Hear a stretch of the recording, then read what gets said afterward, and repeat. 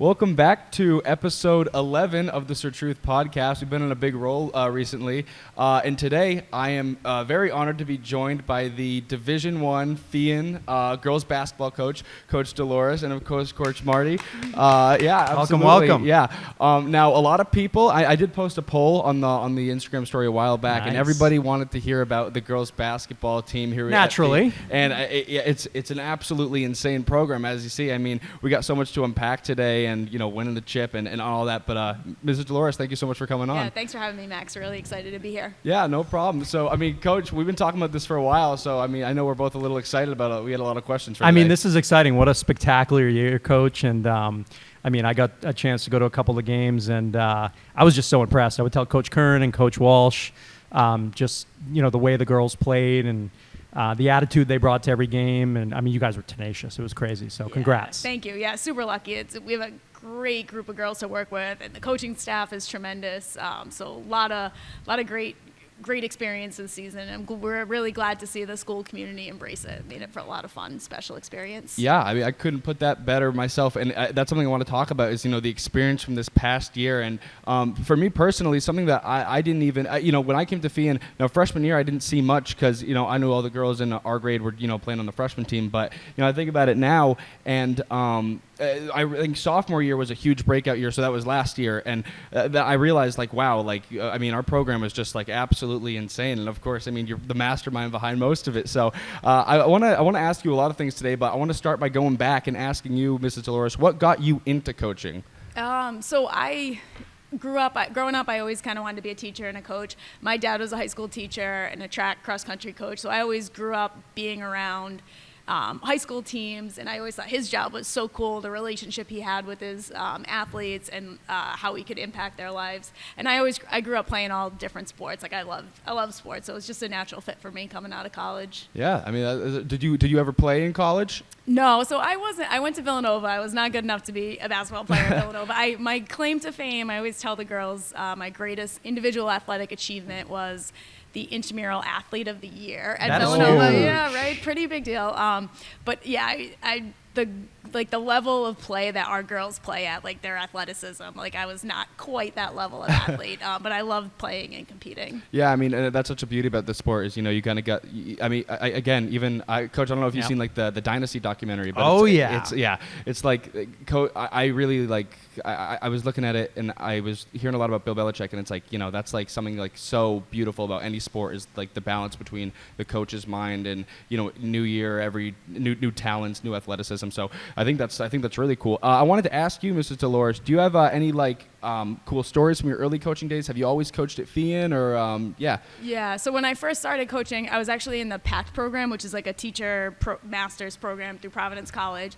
So I started at FIAN when I was 22 years old, and I was lucky there was an opening on the basketball staff, and I was a freshman girls basketball coach. And it was fun. The varsity program had a lot of talent, and they were successful. Our freshman team we were all right. And then in the spring, they needed a freshman softball coach. And they kept saying, we're not going to have a team. We need a freshman softball coach. And Mr. Santos, who still works here, he was like, come on. He's like, you can do this. You can do this job.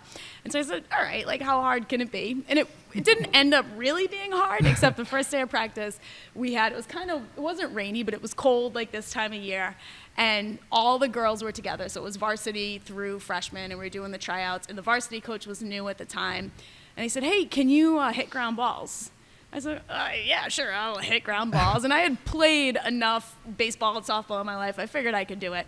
I was wrong. With everybody looking at me, I threw the ball up, big swing, ball just drops to the ground. I probably did that 6 times in a row. And we were doing the crosshair. So the one coach would go, and then I would go, drop. Then he would go, then I would go and drop. So finally, the captain at the time, and I remember I was only 22 years old, so the 18-year-old captain comes out to me and is like, hey, coach, want me to soft toss it to you? I said, that would be great. So I hit the ground balls the rest of the practice being soft tossed too. So not easy. I worked. No, well, you could better believe I went home that day and I bought a bat because I didn't have one at my house at the time, and we worked that out. By the end of the season, I could hit it. Action. Yeah, so it was no problem. But that was kind of just the beginning of all my experience. Wow, I didn't even know. So how long did you coach softball? So I started in 2003. I coached until the 2009 season. Oh, so wow. I had the freshman team for about 5 years, and then I had the JV team for a year. I also did volleyball. I was a freshman volleyball coach for a while. And the volleyball coach at the time, again, he needed a coach, and I really didn't know volleyball. I had no experience playing. And he said to me, he goes, Dolores, he goes, you can coach. He goes, you'll learn the rules of the game. And he was right. And so I went to they ran summer camps and clinics over the summer. So I went, not really as a coach. The kids thought I was coaching, but really I was watching the coaches, learning all the drills. Smart. Yeah. And then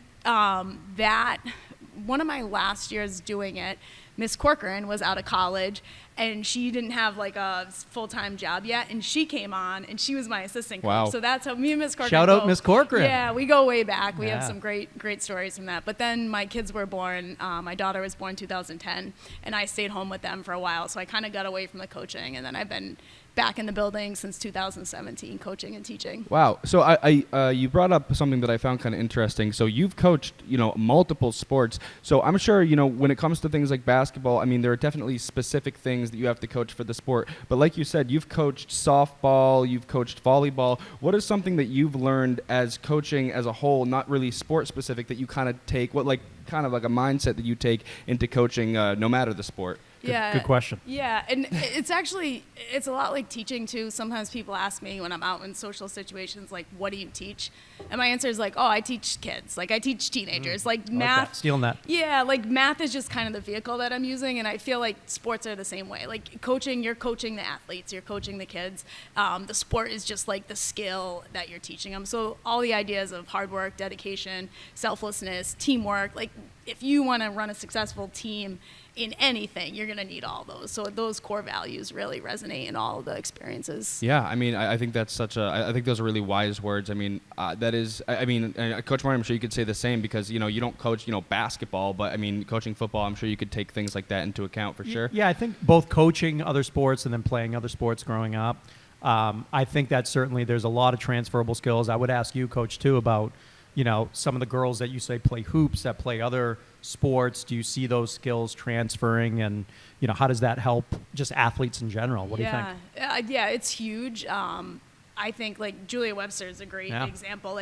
She was a kid who came in as an experienced basketball player in 9th grade, picked up volleyball, kind of got away from playing all seasons, all the AAU basketball and stuff, worked at her volleyball, and the crossover, athleticism skills, jumping, agility, that crossover, but then the confidence gained from one sport, kind of translated to the other. So it was really cool to see that crossover, both from the athleticism side of it and the confidence and experiencing success. Yeah, I mean, that's something cool to touch on too, because I mean, obviously you can have skills from coaching that transfer over, but even as an athlete, I know you can have skills that cross over. I know Coach Curran likes to kind of hit on that a lot. Coach Curran loves to kind of say how he thinks playing other sports kind of improve fluidity and a lot of other basic athleticism.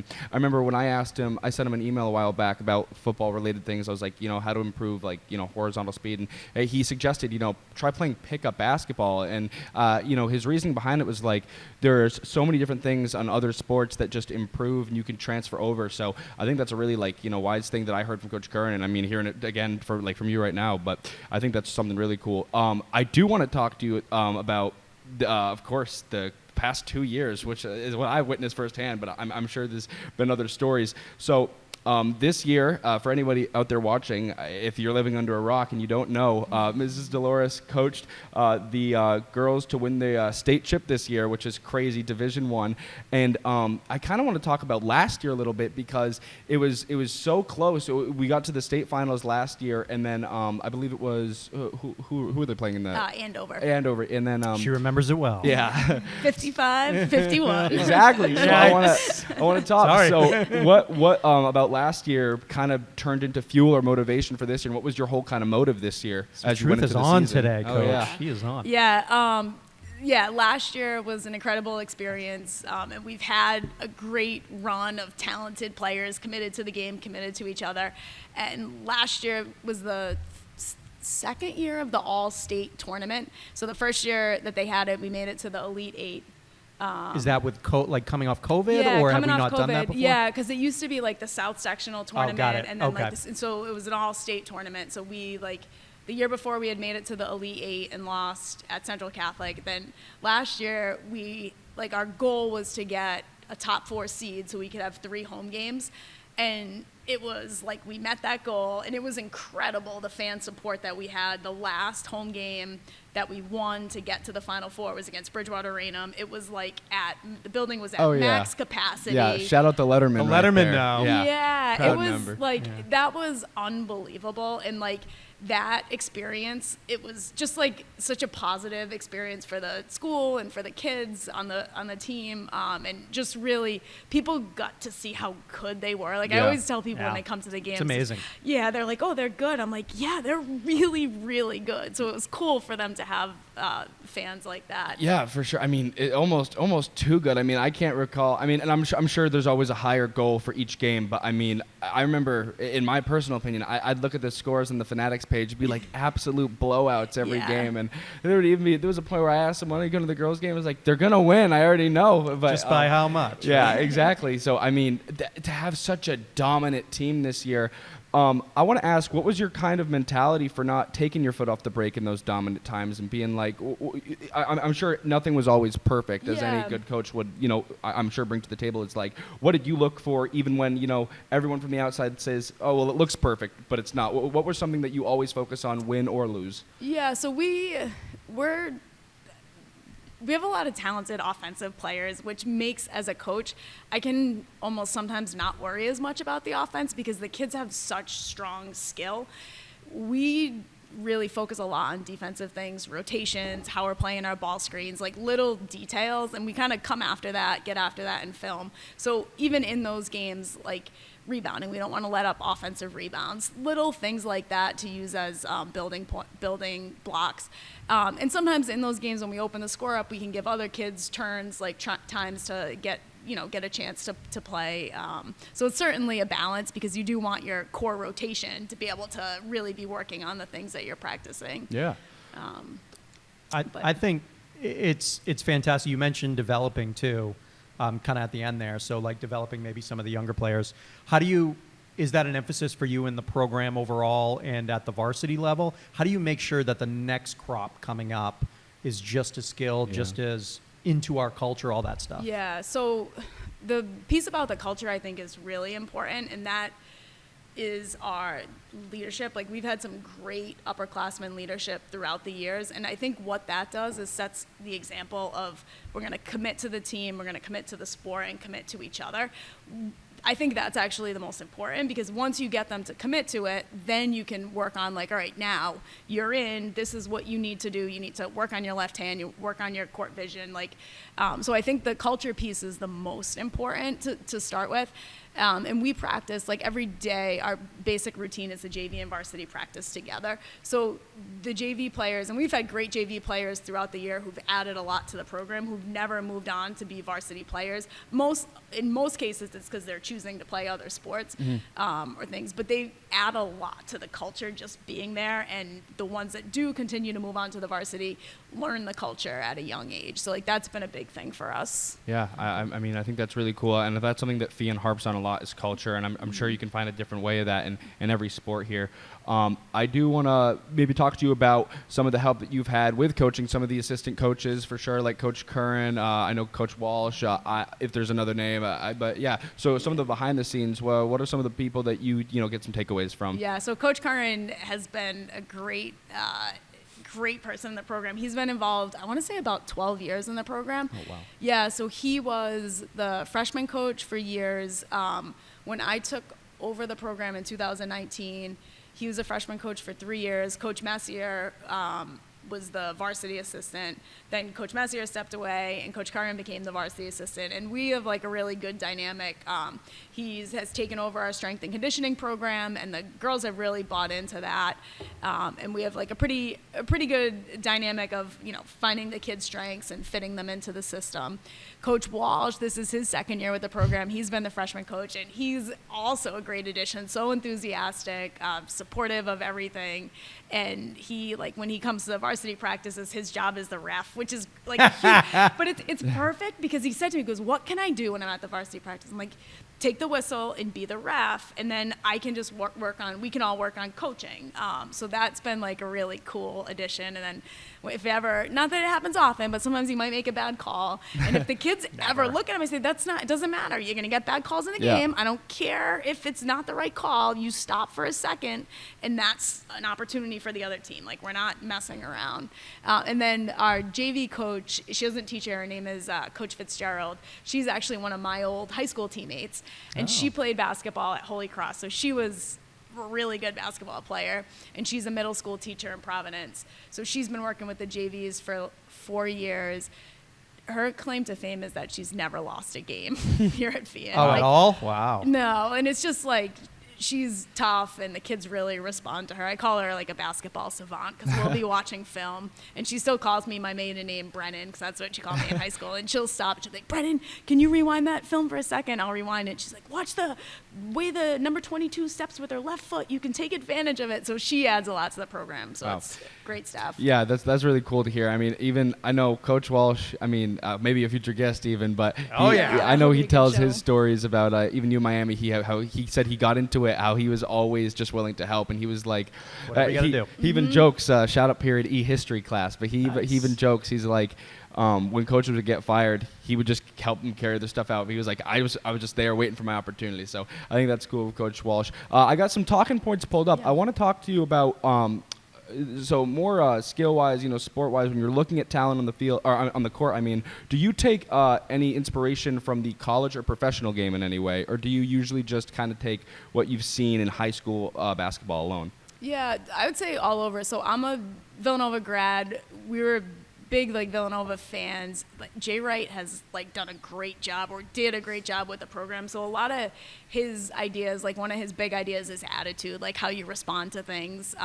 So he was definitely someone I look to for inspiration. On the women's side, Pat Summitt from Tennessee, she's one of the great examples of winning and being hard-nosed, being tough, and then more currently, Dawn Staley is an incredible, the South Carolina coach, incredible example of success and balancing real grace and promoting the game with also being just a killer on the floor and having super dominant teams. But honestly, during the season, I watch very little college basketball or pro basketball because I'm watching so much film and trying to balance that with spending time with my family. Yeah, I bet. I mean, that's something we taled about with Coach Germain a couple episodes ago. Is preparation, watching film must be something that you got to spend a lot of time on, things you look for. I mean, I'm not a basketball person by any means, but I could imagine the kind of hours that go into stuff like that. I do want to talk because this year was so successful, and I want to talk to you about the whole season, how it ended in such a high. But what was the hardest part of this year's state championship run, in your opinion? I would say balancing our long-term expectations and goals with the day-to-day. As we said, we lost the state championship last year by 4 points and returned a pretty good core of that group. And from the next day in March, they were all locked in on winning the state championship. So as a coach, I wanted to encourage that, but also say we got to do this one day at a time. Yeah. It's not last season. We got to find this team's identity and focus on. We had a killer schedule, so we got to focus St. Mary's, focus on Cathedral, focus on Norwood. We're not worrying about what's happening down the road. So that was probably trying to balance that, while still knew what we were ultimately striving for, but still being able to try to focus on the small victories. Yeah, and you talk about that identity, and that's definitely something I want to harp about because I know two of the big breakout players in my grade, Maddie Steele, Charlotte Lopez, and you could say Sam Carlson too, and anybody that I'm forgetting. But I know those guys, those three, they're kind of the big three of the junior grade right now, and I think it's really entertaining watching them. Maddie Steele, from three every time, and I want to talk to you about what's stuff that you've seen in their game that you've liked, what you kind of taught them, what just some breakout players this year and some of the different identities. Yeah, and I would add Lily Singer right in there with that Lily junior for class. sure. Yeah. Yes.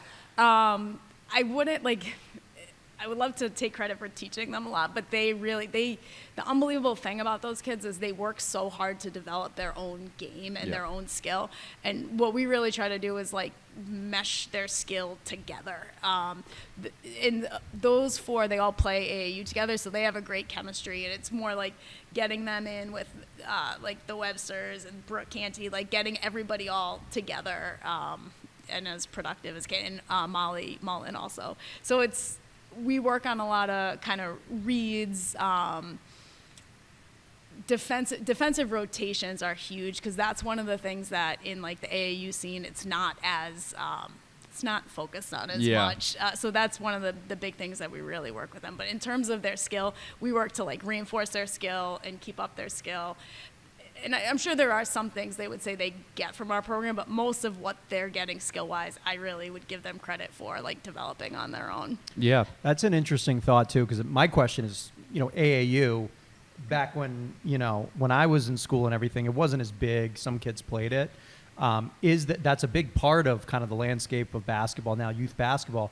Do you agree with that, playing year round, or would you rather them see them play different sports, or is it kind of a mixed thing? It depends on the player. Yeah, it depends on the player because it's like you talked earlier about the value of playing multiple sports, and then sometimes your individual skill is not as much if you're playing or not improved as much if you're playing other sports. But yeah, I think it's really going to be on individual kid. I see it with my own kids. I have an 8th grader, a 7th grader, and a 4th grader. And like from a young age, there's a push for like every sport to be every season. And some kids get burnt out, some kids don't. So you just try to take the good with it, try to keep it to the point that you're not getting burnt out and not developing bad habits. Because if you're playing to the point that you're just kind of going through the motions, that's where the bad habits come in. Interesting. That is very interesting. I do agree with the the whole concept of some. It's not to say that some people have it and some people don't, but I think it is cool how you can track and kind of develop certain skills, certain ambitions, certain mindsets in kids, when they're young and then going on, because I think that's something really cool. Like, I mean, even in football, I mean, I can just tell, people like, shout out Reed Clemente. I mean, he just, born killer. Every time Reed's is on the line, it's just like, you can tell that he's, had kids bring emotion into sports, and I think it's cool that they bring personalities into sports instead of just running to run or running to burn something, running to because they're angry or something. I think that stuff like that's really cool. So it's a good point too. Who's the biggest personality on the team this year? Wow. What do you think? Or maybe a couple players. Yeah, I mean, Brooke's certainly a big personality. She's fun to be around. She brought a lot to the team. Oh yeah. And you have Brooke in class, right? I do. Yeah, big personality in class. Yeah. She's always willing to present and everything. She's leading her team. Yeah, love it. So I mean, I think it's great to recap the FIAN girls basketball season. But what's even, I think, one of your other great talents is this year, as you know, you got coming up the student versus faculty game. Yeah. Heard of it. Coach Marty O'Buckets. I want to talk. What's your guys' plan for this year? Do you got anything to the student team this year? Because I got the honor to announce it last year, and I think hopefully I can do that again this year. And if not, I'm excited to watch. What do you guys? What do you think, Coach? What do you think? I mean, like, I'm not gonna. Don't give away secrets. Don't give away any secrets. Right. We've been practicing for weeks now. Yeah, Wow. kind of a big deal. So it's a little confidential. Yep. Yeah. You'll see. Oh, we'll be there. We'll be playing hard. Yep. And any blocks, we'll give out detentions. Yeah. There you go. That's how Coach we win. Marty, what are your strengths as a basketball player? I don't know. Maybe sitting on the bench and passing out water. I get out there, try to jump a little, be athletic, but I also know my limitations. Mm-hmm. So I will. I'll be playing within Coach Dolores' system. Yeah. Always, whatever the coach says, I will do. Yeah, That'll be fun. I'm excited. I'm excited for that. So I'm sure that'll be great. We're running at around 25 minutes. So I think this was a great conversation. We'll kind of wrap it up. I know Coach Marty threw in a pretty funny question here. Coach Marty, you want to ask this? Yeah, let me get into this. So we had a question we were debating before the show here. So Coach Dolores, if you had 10 free throws right now, how many do you think you could make? Probably maybe 6. Don't be humble. 6, I would say. 6? Yeah, 60%? Coach Marty, what do you think? Cold. I think it's up. I think she's being very humble with that, yeah. Okay. I think more than 6. What do you think about you? Oh, for me? Yeah. Maybe we should do. Should we cut that in? Maybe do a little contest. Well, you know what? Instead of cutting it in, maybe we can challenge Coach Marty during the game. We'll see how many Coach Marty can get up. I think so. Yeah. as long as the fouls keep coming. Yeah, put it in I the don't know. comments. I don't know if I get in the little groove there. automatic? We'll see what happens. I don't know. And then, Coach Marty, you also had how many could Maddie Steele make? Yeah, somebody on the team. Who's the best shooter on the team? Steele, 10 for 10. Oh, wow. 10 for 10. And if there's a crowd, she'd make 11. Yeah, wow. 11 out of 10. That is, I mean, especially, we talked earlier about the Fian crowd. Yeah, to a let's certain get point, into that. To a certain point, I think if I were under that, I mean, I don't know, but I think it's really cool how the girls perform under like such a big stage, and especially getting into like those finals and things. So I think that's great. Yeah, it was certainly an adjustment though. Like I remember probably 3 years ago, we had a home playoff game, and it was one of the first times we had a big crowd. It was when like Chuck and Maddie were freshmen. Yep. And I think I don't know, our shooting percent, we must have shot 15% for the first quarter because we were so jacked up. Yeah. Everybody wanted to hit that shot that was going to make the crowd go crazy. And so over the years, like the girls have adjusted, and I've also learned how to coach in a crowd like that. Yeah. So I always, one of the points of emphasis when we have a big crowd is like, get something early going to the basket. Like see the ball going in first before you try to like jack up threes and get everybody going, and get easy stuff from our defense. And so that has kind of made it easy. And it's definitely at this point an advantage for us, I find, playing in the crowd, because other teams come in, like for example, Lexington came in and we had a great crowd, and I think they got introduced, and then we got introduced and we did the full thing with the lights off and all that. Yeah. And I guess the Lexington girls like turned around and watched the warm-ups because it was cool. Yeah. So for us, it was kind of regular and we're a little more used to it. But it's definitely a nice home court advantage. Yeah, definitely to toot the own horn. I think the Fian Fanatics have that lock. I think that's something really fun. I mean, you can even see it. Even in the boys basketball season too. It's like I know when the whole student section's packed and those usually get some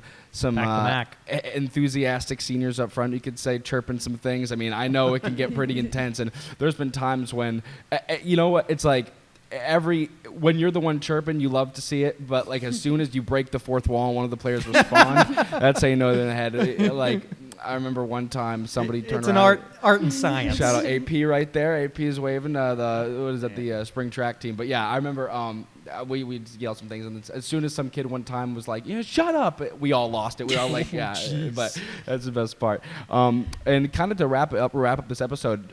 So what are your predictions for next year? What are your goals? So, I mean, obviously, the state championship, but what do you think for next year? Because I'm sure, as you said before, sorry to interrupt, but like you said after you lost the state trip last year, the next day you were ready. So what's the momentum right now? The next day the kids were ready. Right. Okay. I need a little time to get, yeah, we certainly, again, have lofty expectations. We have a really good core remaining. But just like last year, we need some kids to step up. We just actually had our postseason meetings with all the varsity and JV kids, kind of with that, putting that out there. Like, we're going to need some kids to step up, and it's not decided ahead of time. We got to see who's ready to go when December comes.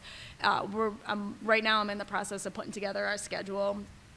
We went up to New Hampshire last year, and that was a great experience. We played like basically the top 3 teams in New Hampshire. Wow. We're planning to do that again. Do you want me to get your game in Maine maybe against a good opponent? Let me know. Just let me know.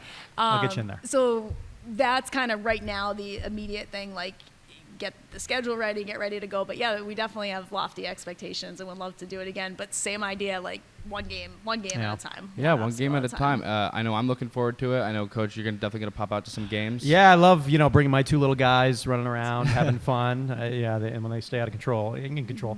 But it's just, again, such a pleasure to see the team compete, and there's so much good energy. And I think, Max, it also does something big for the school, too. Like, I know there was such a buzz. In my classroom, we were honoring all the players and everything.